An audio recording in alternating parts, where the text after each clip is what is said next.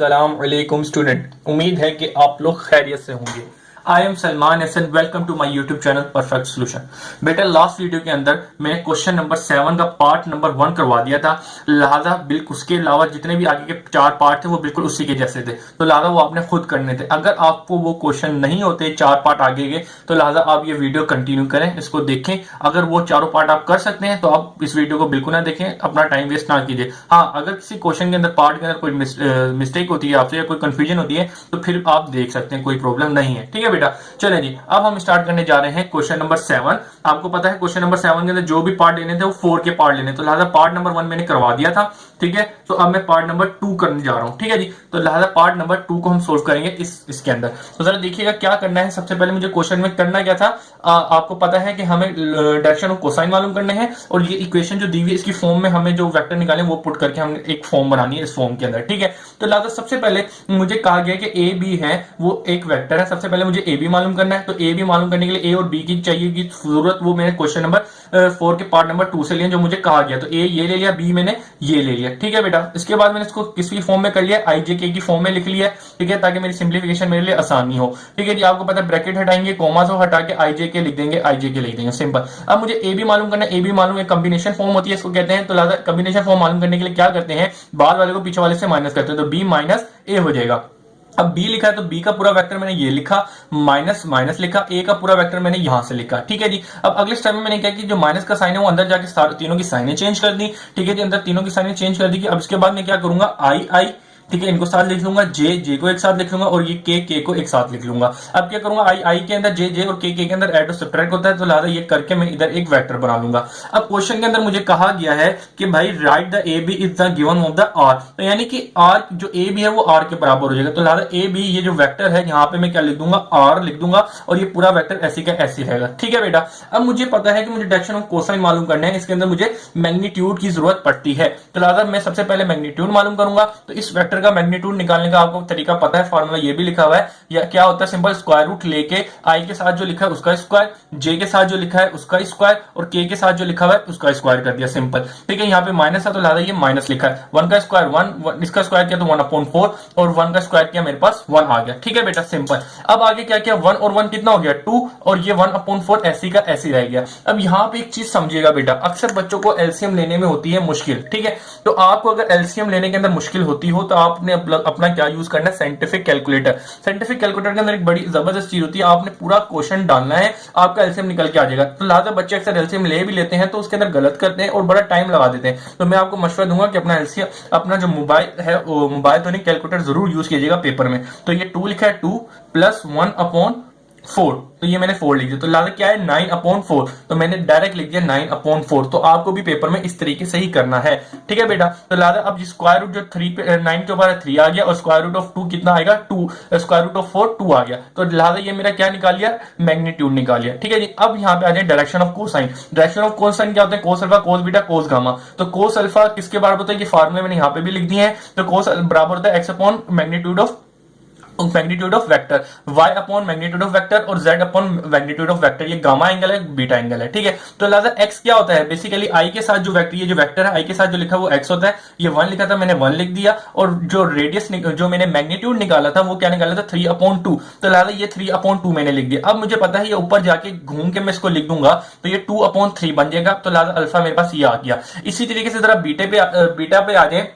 Beta में मुझे क्या करना है, वाई क्या होता है, जो जे के साथ लिखा, तो जे के साथ -1/2 लिखा हुआ है, तो लिहाजा -1/2 मैंने ऊपर लिखा, और डिवाइड क्या करना है, मैग्नीट्यूड ऑफ वेक्टर। तो मैग्नीट्यूड ऑफ वेक्टर में 3/2 निकाला है, तो लिहाजा वो मैंने डिवाइड कर दिया। अब बेटा यहाँ पे बेसिकली मैंने क्या किया है कि जरा देखिएगा, ये वाला जो 2 है इसको मैं ऊपर लेके जाऊंगा और घुमा के लिख दूंगा, तो ये मेरे पास बन जाएगा। जरा देखिएगा, इसको सही करके लिख ले, यहाँ पे ये 3/2 है, मैंने गलत लिखी है, 3/2 है और 3/2, यहाँ पे थोड़ा मिस्टेक था। तो लिहाजा ये 2 से 2 कट गया, तो लिहाजा -1/3 बचा, तो ये -1/3 ही रह गया। ठीक है बेटा, ये सही है बिल्कुल। तो बस ये थोड़ा उल्टा करके लिख दिया, कोई इशू नहीं है। अब इसी तरीके से ये आपने बीटा भी निकाल लिया। अब आ जाए इसके ऊपर z कितना होता है, जो के साथ लिखा, के साथ 1 लिखा है 1 लिख दिया, और जो r है मैग्नीट्यूड है वो आपने 3/2 निकाला, तो लिहाजा 3/2 डिवाइड कर दिया। इसको मैंने इन्वर्स कर दिया तो 2 ऊपर चले गया, 3 नीचे रहेगा, तो लिहाजा कोस गामा आपके पास ये आ गया। ठीक है बेटा, अब आ जाए रिक्वायर्ड के गिवन फॉर्म ऑफ, यहां तक तो आपने काम कर लिया, कोर्स ऑफ डायरेक्शन मालूम करनी थी, ये एक पार्ट ये था, और एक पार्ट क्या था कि ये जो इक्वेशन दी हुई थी इसकी फॉर्म में लिख के बताओ, ठीक है, जो आपको आंसर निकाला। तो लिहाजा आपने क्या करना है, तो गिवन फॉर्म ऑफ इक्वेशन जो बनानी है वो क्या करनी है, वो दी हुई है ये। तो मैंने लिख लिया R is equal to R cos alpha I cos beta J और कोस गामा के। तो लिहाजा मैंने इसको यहां पे लिख लिया आर आर आर, ये बेसिकली मैग्नीट्यूड है आर का, ठीक है। इसने यहाँ पे खाली आर लिखा है तो आप दो साइन लगा देगा कि ये मैग्नीट्यूड यहाँ पे लिखना है। तो मैग्नीट्यूड आपने आर का ये निकाला, ये लिख दिया। इसके बाद कोस अल्फा 2/3 वो लिख दिया, और उसके साथ आई का आई ऐसी रहा। इसके साथ कोस बीटा आपने क्या निकाला, -1/3। तो लिहाजा -1/3 लिख दिया और जे से मल्टीप्लाई कर दिया, प्लस कोस गामा, तो कोस गामा क्या है 2/3, तो 2/3 के लिख दिया। तो लिहाजा ये फॉर्म भी आपने बना ली है, ठीक है बेटा। उम्मीद है ये चीज आपकी क्लियर हो गई होगी। क्या करने जा रहे हैं, क्वेश्चन नंबर 7 का पार्ट नंबर 3। तो पार्ट नंबर 3 बेसिकली ये है, तो मैंने ए और बी यहां से ये लिख लिए हैं, ठीक है बेटा। ए और बी ये मैंने लिख लिया, और ए बी। अब सबसे पहले आपको पता है क्या करना है, ए बी है तो ए बी मालूम करने के लिए आपको पता है बी माइनस ए हो जाएगा। तो वेक्टर ए, सबसे पहले बी मैंने ये लिखा, और ए वेक्टर माइनस के बाद ए वेक्टर लिखना है, तो ए वेक्टर ये लिखा, तो मैंने इसको लिखा। माइनस के साइड अंदर के चेंज हुए। अब आपको पता है आई आई जे जे और के अंदर ऐड और सबट्रैक्ट होगा, ठीक है बेटा। तो लिहाजा मैंने एक आई ये रहा, एक आई ये रहा, इसको इधर लिख दिया, एक जे ये रहा, एक जे ये रहा, तो मैंने इनको साथ लिख दिया, एक के ये रहा और एक के ये रहा, तो इन दोनों को मैंने एक साथ लिख दिया, ठीक है बेटा। अब आ जाए थोड़ा आगे, यहां पे थोड़ी बच्चे को हो सकती है मुश्किल, तो इधर आपको क्या करना है, बेसिकली लेना है एलसीएम। तो बेटा एलसीएम लेने का मशवरा मैं आपको दूंगा कि एलसीएम आप खुद ना लें, अगर आप एलसीएम लेने में कमजोर हैं। अगर आपको एलसीएम आता है वेल डन, आप लें, जल्दी करें। लेकिन आपको एलसीएम लेने में कमजोर है या कुछ मुश्किल है, तो आप अपना साइंटिफिक कैलकुलेटर यूज किया करें, ताकि आपका आंसर जो है इजीली आ जाए और जल्दी आ जाए, और ना आप टाइम यूज करें। तो लिहाजा देखें, आपको पता है आई आई और जे जे के अंदर ऐड होता है, तो लिहाजा ये दो आई के लफ्ज हैं, तो इनको आई के साथ एक 1 लिखा हुआ है और प्लस 1/3 लिखा हुआ है, सिंपल। तो ये क्या है 4/3, तो लिहाजा ये 4/3 आई लिख दिया, ठीक है बेटा, सिंपल। अब इसी तरीके से ये 2j-5/3 लिखा हुआ है, 5/3 लिखा है। अब इसका एलसीएम लेंगे, टाइम लेंगे, तो लिहाजा आपने अपना दिमाग यूज करते हुए -2 कैलकुलेटर को यूज करना है, तो -5/3 लिख देना, सिंपल। तो ये कैलकुलेटर में क्या है -11/3, तो लिहाजा आपने डायरेक्ट लिख देना -11/3, ठीक है बेटा। अब इसी तरीके से यहां पे आ जाए, अगेन यहां पे आप एलसीएम लेना पड़ेगा, तो एलसीएम लेना मुश्किल होता है। अगर आपको लेना मुश्किल लगता है तो आप अपना साइंटिफिक कैलकुलेटर यूज करें, तो उसमें जिस तरीके से लिखा वैसी की वैसी नंबर लिखें, ठीक है जी, सिंपल। तो ये 3 था, और उसके बाद आगे क्या करना है, ये पीछे करें, ये पीछे गया, यहां पे लिखा, चले कैंसिल करते हैं सारी चीजें, दोबारा से लिख देते हैं, 2/3, आगे क्या करना है -2, ठीक है। तो -2 किया तो मेरे पास क्या है -4/3, तो लिहाजा ये देखिएगा -4/3 मैंने लिख दिया। तो अब आगे की बात है कि ये मेन चीज ये समझाने थी, इसलिए थोड़ा टाइम लगी। अब चले आगे चलते हैं। तो ए बी आपने वेक्टर निकाली, तो आपको गिवन क्या किया, ए बी किसके बराबर है, आर के बराबर है, तो लिहाजा ये जो वेक्टर है किसके बराबर हो जाएगा, आर के बराबर हो जाएगा। अब आपको पता है डायरेक्शन और कोसाइन निकालने इसके अंदर मैग्नीट्यूड की जरूरत होती है, तो सबसे पहले आप मैग्नीट्यूड निकालेंगे। तो मैग्नीट्यूड निकालने का फॉर्मुला सबसे आसान होता है, आई के साथ होता है उसका स्क्वायर, जे के साथ जो होता है उसका स्क्वायर, और के साथ जो होता है उसका स्क्वायर करके स्क्वायर रूट ले लेंगे। तो लिहाजा यही काम मैंने यहाँ पे मैग्नीट्यूड किया। तो आई का स्क्वायर मैंने ये किया, जे के साथ मैंने इसका जे का स्क्वायर ले लिया, और ये के का स्क्वायर ले लिया, माइनस है तो माइनस कर दिया, सिंपल। अब इसके बाद यहाँ पे क्या किया, इसका स्क्वायर लेना, तो ये 4/9 आ गया। ये 11 का स्क्वायर करूंगा तो 121/9 आ गया, और माइनस खत्म हो जाएगा क्योंकि पावर 2 है ऊपर। इसी तरीके से 4/6 आ जाएगा। अगेन यहाँ पे अगर आप एलसीएम लेंगे तो अपना टाइम वेस्ट करेंगे, तो यहाँ पे आपको अगेन अपना दिमाग यूज करते हुए कैलकुलेटर को यूज करना है। जैसे पूरी वैल्यू लिखी है वैसी की वैसी ही अपनी कैलकुलेटर के अंदर डट्टो की डट्टो आपने लिखनी है, और आप देखिएगा आपका आंसर आपके सामने होगा, आपको एलसीएम लेने में कोई मुश्किल नहीं होगी, ठीक है। तो लिहाजा आपने अपना कैलकुलेटर को यूज करना है जरूर, ठीक है जी। तो ये आपने किया, तो ये आपके पास क्या आया,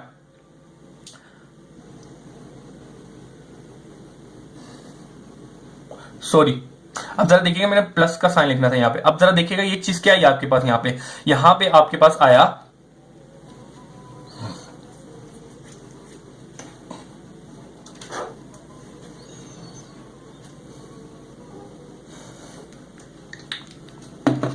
अच्छा जी बच्चा, अब आपको क्या करना था कि अब मैग्नीट्यूड मालूम करना है। तो मैग्नीट्यूड मालूम करने का सबसे आसान तरीका यही है कि आई का स्क्वायर करना है, प्लस जे का स्क्वायर करना है, और प्लस के का स्क्वायर करना है। तो लिहाजा देखिएगा मैंने वही किया, और इनको सम करके स्क्वायर रूट लेना है। तो इसका जरा देखिएगा, ये आई जे के की जो साथ लिखा था मैंने उनका स्क्वायर कर दिया, और उसके बाद स्क्वायर करने का 4 का स्क्वायर किया 16, और 9 का स्क्वायर किया 19, 11 का स्क्वायर किया मेरे पास 121 आ गया, और 9 का स्क्वायर 3 का स्क्वायर किया 9 आ गया। इसी तरीके से ये माइनस माइनस कहां चले गए, माइनस बेसिकली 2 की पावर थी उसने खत्म कर दिया। तो 4 का स्क्वायर किया, -4 का स्क्वायर किया प्लस 16 आ गया, और 3 का स्क्वायर क्या 9 आ गया। अब बेटा आपने यहाँ पे क्या करना है, आपने अपना दिमाग यूज करते हुए इसका एलसीएम लेना है। तो एलसीएम अगर लेना आपको मुश्किल लगता है तो यहाँ पे आपने डायरेक्ट कैलकुलेटर में जाना है, उसको सोल्व करना है, यानी कि एलसीएम लेना, सारी पूरी की पूरी वैल्यू लिखेगा तो आप देखिएगा आपके पास ऊपर आएगा 153/9।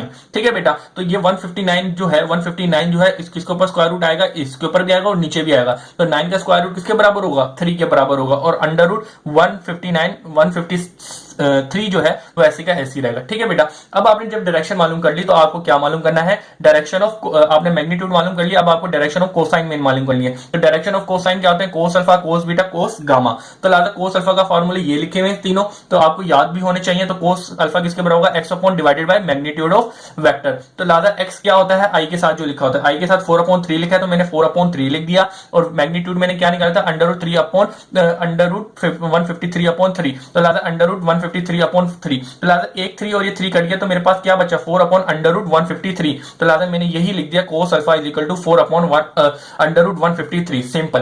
ठीक है बेटा, इसी तरीके से कोस बीटा आपको मालूम करना है। तो कोस बीटा किसके बराबर होता है, y upon divided by magnitude of vector. तो y किसका है, जो j के साथ लिखे, तो -11/3। तो -11/3 लिख दिया y, और डिवाइडेड में क्या करना है, मैग्नीट्यूड। तो मैग्नीट्यूड कितना है, अंडर रूट 153/3। तो सिंपल मैंने लिख दिया, 3 से 3 कैंसिल हो गया तो -11/153 आ गया। तो सिंपल मैंने ये लिख दिया कोस बीटा। इसी तरीके से कोस गामा मालूम करना है, तो कोस गामा बराबर होता है z upon under root divided by magnitude. तो लास्ट z क्या होता है, जो k के साथ होता है, k के साथ क्या लिखा है, -4/3। तो मैंने क्या लिख दिया, -4/3, और मैग्नीट्यूड क्या होता है, अंडर रूट 153/3। तो ये मैंने यहाँ पे लिख दिया अंडर रूट 153/3। तो ये 3 से ये 3 कैंसिल आउट हो गया, -4/√153 ये लिख दिया। ठीक है, माइनस है तो माइनस, सिंपल बेटा। ठीक है, तो कोस गामा मेरे पास ये चीज आ गई है। ठीक है, अब आप ये कोस आ गया, तो लिहाजा कोस होगा, कोस बीटा आपने मालूम करना, तो सिंपल डिवाइड वैल्यू पुट करके डिवाइड करके अपना आंसर दे दिया। अब दूसरा काम क्या करना था, जो गिवन इक्वेशन दी है उसकी फॉर्म में लिखना है। तो लिहाजा मैंने लिख दिया गिवन फॉर्म ऑफ इक्वेशन ये दी हुई है, तो इसकी फॉर्म में लिखना है। सिंपल आर ही रहेगा, मैग्नीट्यूड ऑफ मैंने जो निकाला था वो लिख दिया,